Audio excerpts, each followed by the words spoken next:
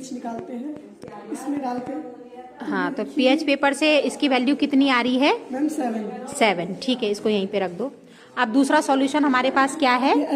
HCl को जब हमने पीएच पेपर से टेस्ट किया तो इसका कलर कैसे चेंज हो गया? लगभग 3। तो इसका पीएच मान कितना आ रहा है? लगभग 3। ये ठीक है। उसके बाद तीसरा जो सॉल्यूशन हमारे पास है वो है तीसरा NaOH।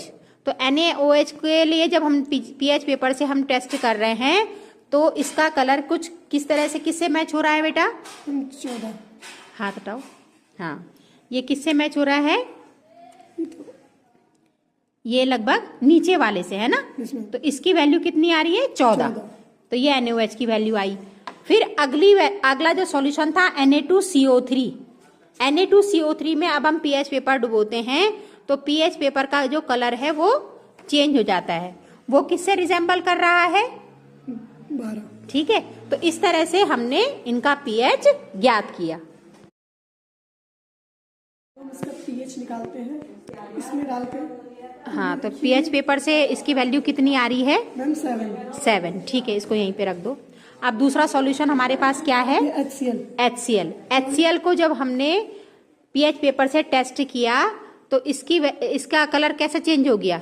लगभग 3। तो इसका पीएच मान कितना आ रहा है? लगभग 3। ये ठीक है। उसके बाद तीसरा जो सॉल्यूशन हमारे पास है वो है तीसरा NaOH।